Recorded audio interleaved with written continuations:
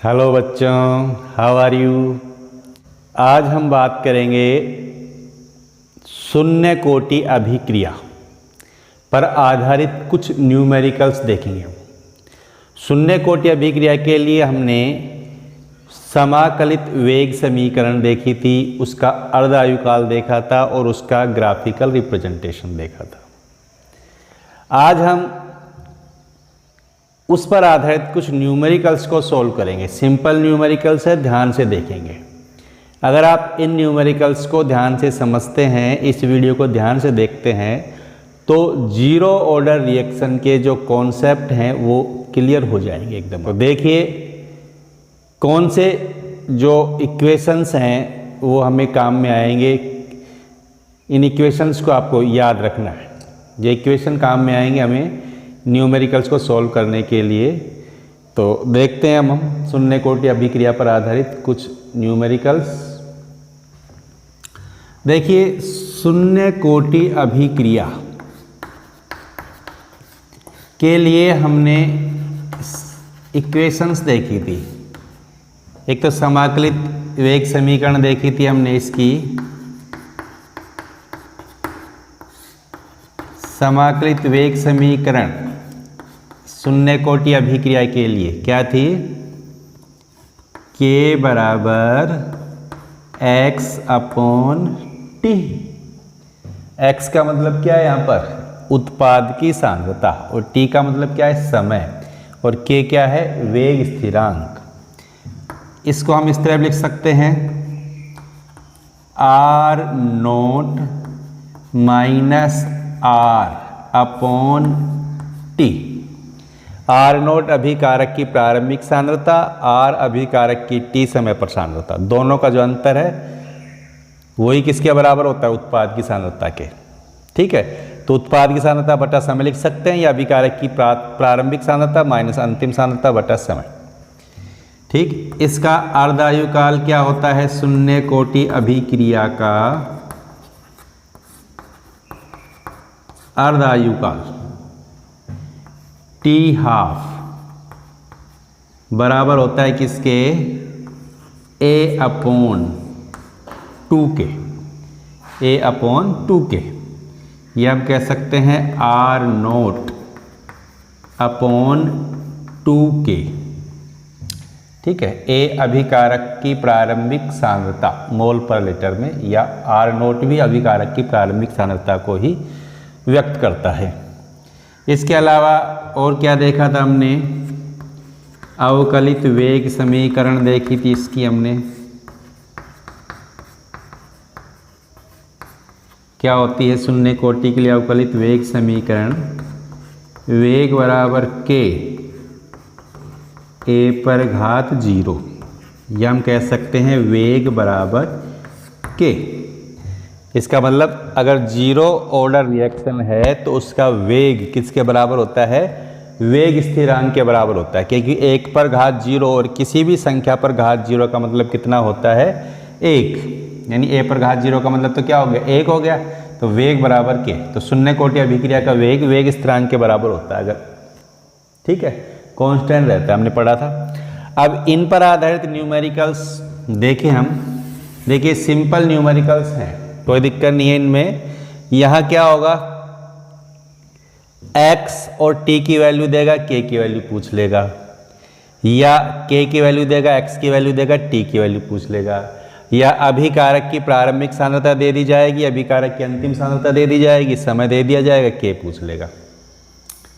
ठीक है, तो जैसे मान लीजिए कोई सवाल है, कोई क्वेश्चन है, 5 मिनट में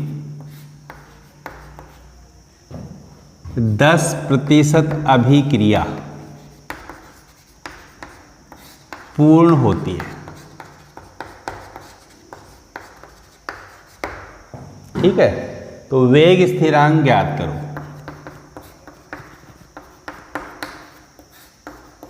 ये बात कर रहे हैं हम किसके लिए, शून्य कोटि अभिक्रिया के लिए। अभिक्रिया कैसी है, शून्य कोटि की है। ये लिखा होगा कि अभिक्रिया शून्य कोटि की है। तो यहाँ समय दे दिया है कितना, 5 मिनट। अभिक्रिया कितनी पूर्ण हो रही है? 10%। तो हमें क्या पता लगाना है? वेग स्थिरांक k की वैल्यू पता लगानी है जीरो ऑर्डर रिएक्शन के लिए। वेग स्थिरांक क्या होता है? k बराबर x/t। ठीक है, t कितना दे रखा है इसने? 5 मिनट। ठीक, और अभिक्रिया कितनी कंप्लीट हो रही है? 10%। 10% अभिक्रिया कंप्लीट होने का मतलब यदि अभिकारक 100 है तो 100 में से 10 किस में बदल गया? उत्पाद में। अभिकारक की प्रारंभिक सांद्रता यदि 100 है तो 100 में से 10 किस में बदल गया? उत्पाद में बदल गया। यही हुआ इसका मतलब। अभिकारक की प्रारंभिक सांद्रता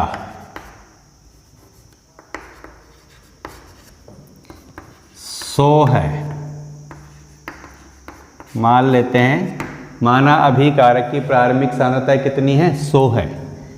तो 10% का मतलब उत्पाद की सांद्रता यानी x बराबर कितना हो जाएगा? 10।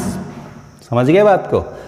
अभिकारक 100 है तो 100 में से 10 किस में बदल गए? उत्पाद में। 10% अभिक्रिया पूरी हो गई, इसका मतलब 10% अभिकारक किस में बदल गया? उत्पाद में बदल गया। तो अभिकारक कितना माना? 100, तो उत्पाद कितना हो गया? 10। क्लियर? तो यहाँ रख देंगे हम। तो k बराबर x 10, समय t बराबर कितना है? 5 मिनट। तो कितना आ जाएगा? 2। वेग स्थिरांक कितना आ गया? k की वैल्यू कितनी आएगी? 2। अब 2 क्या? शून्य कोटि के लिए k की इकाई क्या होती है? मोल लीटर इनवर्स, और समय मिनट में है तो मिनट इनवर्स। क्लियर? बिल्कुल सरल सवाल है, कोई दिक्कत नहीं। दूसरे तरह का सवाल करते हैं। 2 स्टेप में न्यूमेरिकल्स, ये न्यूमेरिकल हमने देखा था, एक स्टेप में हुआ है, k की वैल्यू पूछी थी। अब दूसरे तरीके का न्यूमेरिकल देखेंगे जो 2 स्टेप में कंप्लीट होगा। ये समझ में आ गया तो वो भी समझ में आ गया, बिल्कुल सरल है। देखिए क्या न्यूमेरिकल है। किसी शून्य कोटि अभिक्रिया के 20% को पूर्ण होने में 10 मिनट लगते हैं, तो 40% अभिक्रिया को पूर्ण होने में कितना समय लगेगा? यानी 20% को पूर्ण होने में 10 मिनट लग रहे हैं, एक टाइम दे दिया, तो 40% को पूर्ण होने में क्या समय लगेगा? ठीक है, 20% अभिक्रिया कितनी समय में कंप्लीट हो रही है? 10 मिनट में। तो 40% अभिक्रिया को कंप्लीट होने में कितना टाइम लगेगा, ये हमें पता लगाना है। तो हम क्या करेंगे? अभिकारक की प्रारंभिक सांद्रता मान लेते हैं कितनी है? 100।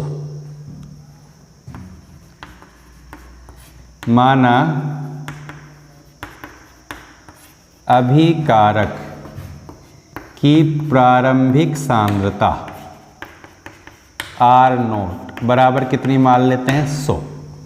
अब 20% अभिक्रिया पूर्ण होने पर उत्पाद कितना बदल जाएगा? 20% अभिक्रिया पूर्ण होने पर उत्पाद की सांद्रता कितनी आ जाएगी? 20% अभिक्रिया पूरी होगी, इसका मतलब 100 में से 20 बदल गया उत्पाद। क्लियर? अब हम पहले पता लगाएंगे कि जब 20% अभिक्रिया कंप्लीट हो रही है, उसका टाइम दे दिया हमें, कितने मिनट में हो रही है? 10 मिनट में हो रही है। तो हम k की वैल्यू पता लगाएंगे। तो पहले हम किसकी वैल्यू पता लगाएंगे? k की वैल्यू पता लगाएंगे। k बराबर x/t। ठीक है, x पता लग गया हमें कितना है? 20% अभिक्रिया पूरी हो रही है। t कितना है? कितने समय में हो रही है? 10 मिनट में। 10 तो कितना आ गया? 2 mole litre inverse minute inverse. ठीक है, तो ये आ गया k की वैल्यू। अब ये क्या कह रहे हैं कि 40% अभिक्रिया पूर्ण होने में कितना समय लगेगा? अब 40% अभिक्रिया के लिए हमें टाइम पता लगाना है। पहले हमने k पता लगाया, अब हमें क्या पता लगाना है? टाइम पता लगाना है। 40% अभिक्रिया का मतलब जब 40% अभिक्रिया कंप्लीट होगी तो उत्पाद कितना हो जाएगा? जब 40% अभिक्रिया पूर्ण होती है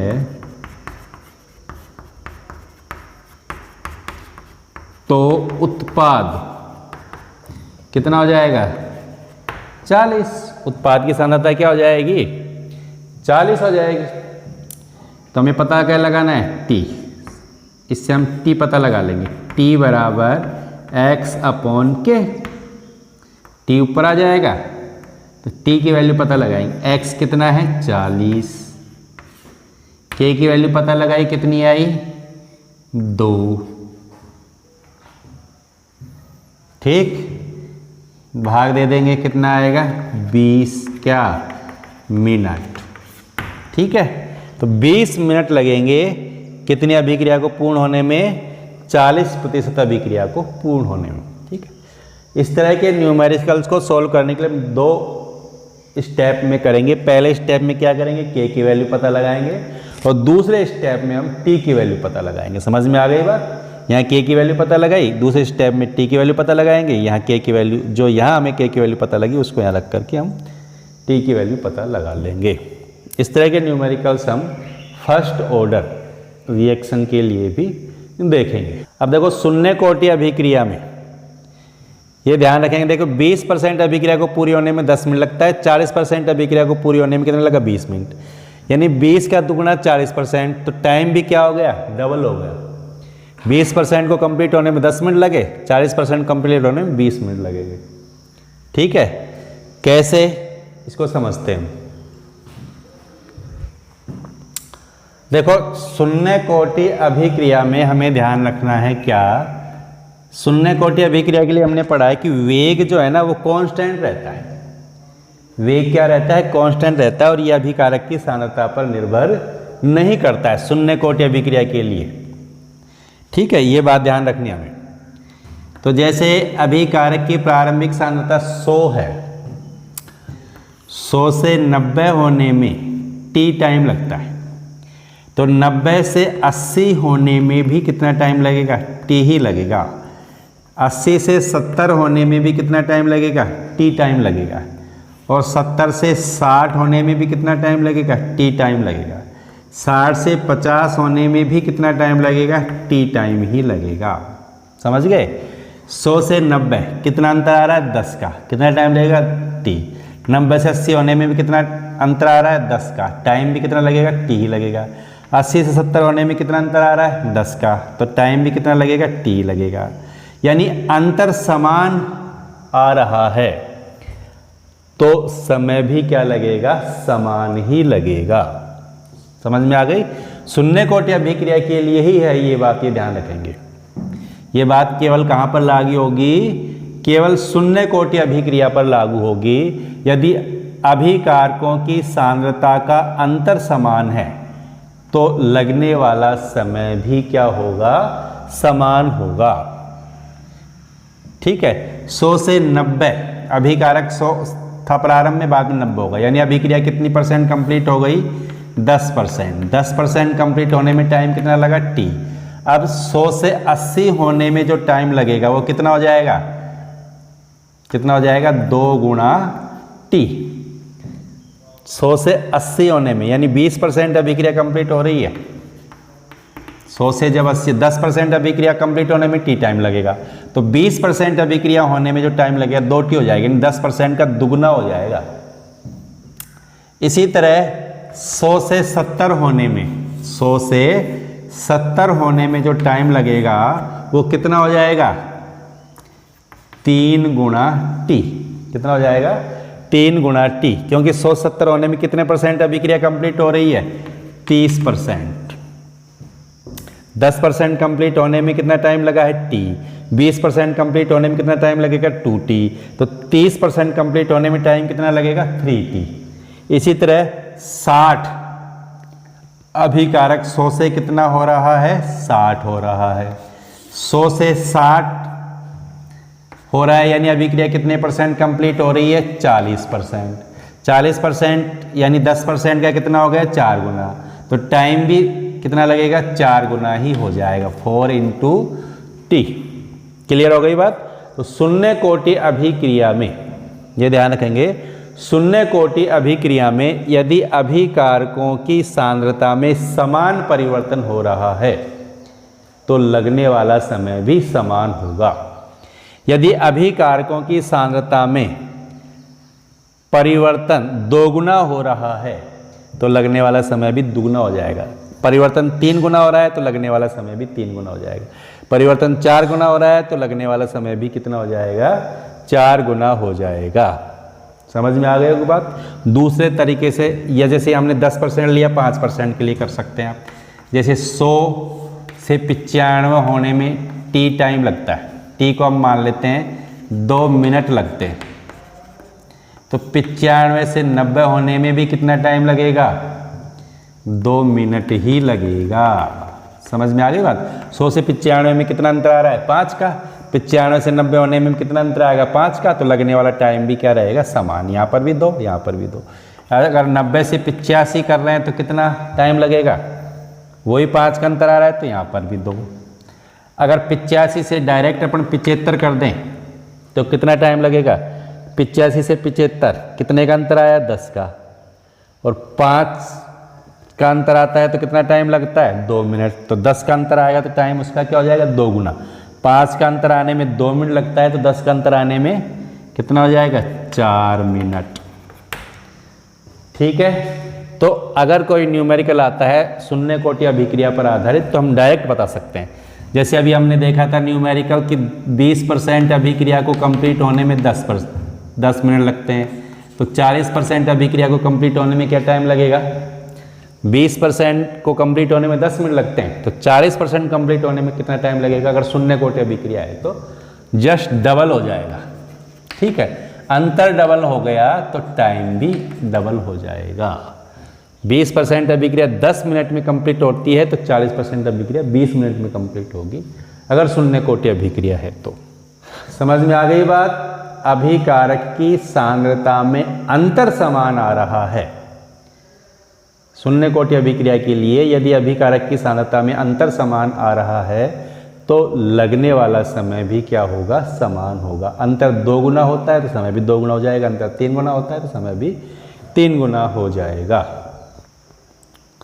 अब इसके अर्ध आयुकाल को देखें। जैसे मान लीजिए 100 है अभिकारक की प्रारंभिक सांद्रता और 100 से 50 होने में 100 से 50 यानी आधी हो गई अभिकारक की सांद्रता। 100 है प्रारंभिक सांद्रता, 50 हो गई यानी अभिक्रिया कितनी कंप्लीट हो गई? आधी। 50% अभिक्रिया कंप्लीट हो गई यानी आधी अभिक्रिया। और आधे अभिक्रिया को कंप्लीट होने में जो टाइम लगता है उसको हम कहते हैं अर्ध आयुकाल। अभिकारक की आधी सांद्रता अगर उत्पाद में बदल जाती है तो उस समय को कहेंगे हम क्या? अर्ध आयुकाल, जिसको हम किससे व्यक्त करते हैं? टी हाफ से। तो 100 से 50 होने में टी हाफ टाइम लगता है, तो 50 से 0 होने में कितना टाइम लगेगा? शून्य कोटि अभिक्रिया है तो कितना लगेगा? अभी हमने देखा था कि 100 से 50 हुआ है, फिर 50 से 100 अंतर कितना आया? यहाँ 100 से 50 होने में 50 का अंतर आया, तो 50 से 0 होने में 50 का, तो टाइम कितना लगेगा? T half. ठीक है। तो 50 से 0 होने में भी टी हाफ ही समय लग रहा है। अर्धायुकाल के बराबर ही समय लगेगा। 100 से 50 होने में अर्धायुकाल टी हाफ टाइम लग रहा है, तो 50 से 0 होने में भी टी हाफ टाइम लगेगा। कहने का मतलब 100 से 0 होने में अगर शून्य कोटि अभिक्रिया है तो अभिकारक की सांद्रता को 100 से 0 होने में जो टाइम लगेगा वो अर्ध आयुकाल का कितना गुना होगा? 2 गुना होगा। शून्य कोटि अभिक्रिया को 100% कंप्लीट होने में 100% कंप्लीट होने में लगा समय अर्धायुकाल का कितना गुना होगा? 2 गुना होगा। ये ध्यान रखेंगे। ठीक है। यदि अर्धायुकाल मान लेते हैं 5 मिनट है, अर्धायुकाल कितना है? 5 मिनट, तो अभिक्रिया का लाइफ टाइम यानी अभिक्रिया को कंप्लीट होने में लगा समय कितना हो जाएगा? 5 गुणा 2 यानी कितना टाइम लग जाएगा? 10 मिनट। अर्धायुकाल का 2 गुना। शून्य कोटि अभिक्रिया को 100% पूर्ण होने में लगा समय अर्धायुकाल का 2 गुना होता है। ये ध्यान रखेंगे सब। क्लियर? अब जैसे एक सवाल है हमारे पास कि उसको कर सकते हैं आप आसानी से कि 1 मिनट शून्य कोटि अभिक्रिया है, शून्य कोटि अभिक्रिया है जिसका अर्ध आयुकाल, जिसका अर्ध आयुकाल कितना है, 1 मिनट है। ठीक है, तो 75% अभिक्रिया को पूर्ण होने में कितना समय लगता है?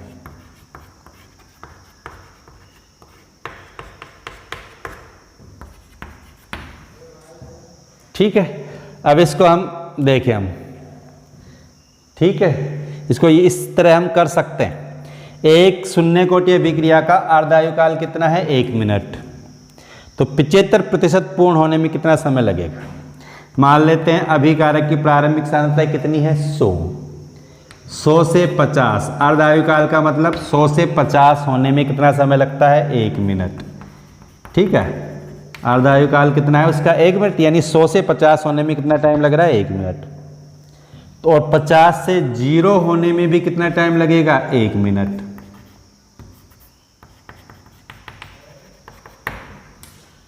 ठीक है, 100 से 50 होने में 1 मिनट लग रहा है, यानी अंतर कितना है, 50।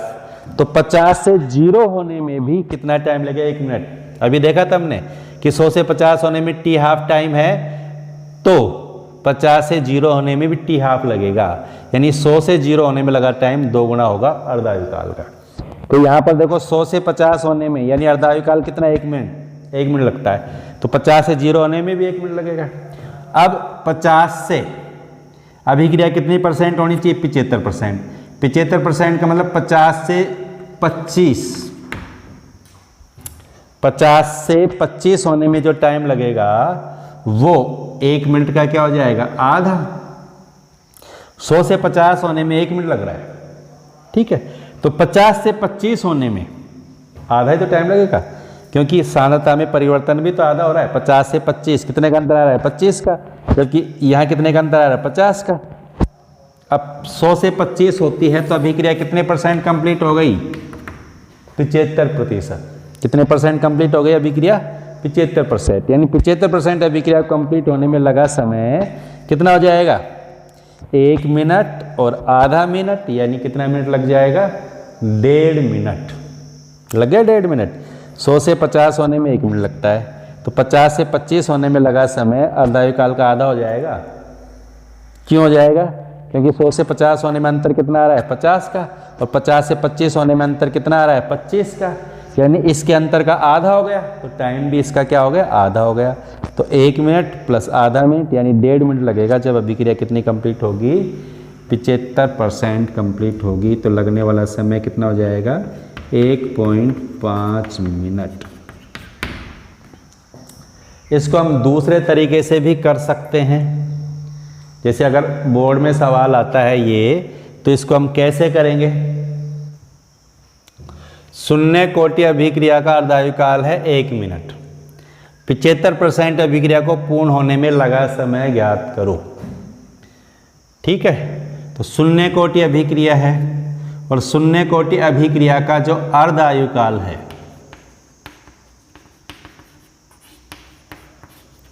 अर्ध आयुकाल टी हाफ कितना होता है, A/2K।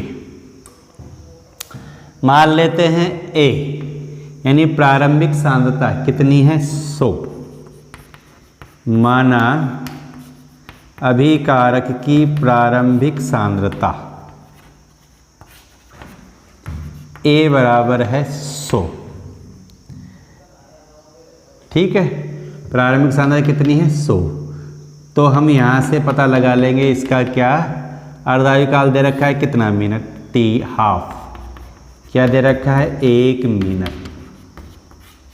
ठीक है, तो यहाँ से k की वैल्यू पता लगाएंगे हम, तो क्या आ जाएगा, k बराबर A/2 इंटू टी हाफ। यहाँ से k की वैल्यू पता लगाएंगे k, तो टी हाफ। तो a की वैल्यू क्या है, अभिकारक की प्रारंभिक सांद्रता कितनी है 100, 2 और टी हाफ कितना है, टी हाफ 1 मिनट। ठीक है, तो क्या आ जाएगा यहाँ पर 50, के की वैल्यू क्या आ गई 50, शून्य कोटि है तो 50 क्या mole litre inverse minute inverse. ठीक है, 50 mole litre inverse minute inverse. ठीक, अब ये कह रहा है कि 75% अभिक्रिया को पूर्ण होने में क्या टाइम लगेगा। शून्य कोटि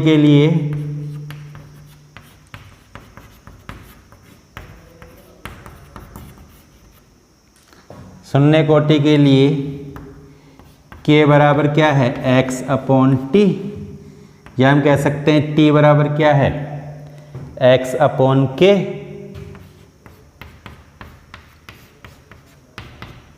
x की वैल्यू क्या है x, अभिक्रिया कितने परसेंट कंप्लीट होगी 75%, यानी 75% अभिकारक किस में बदल गया उत्पाद में। 75% अभिक्रिया कंप्लीट होने का मतलब 75% अभिकारक किस में बदल गया उत्पाद में बदल गया, यानी x की वैल्यू क्या हो जाएगी 75। जब 75% अभिक्रिया पूरी होगी तो x की वैल्यू 75 होगी।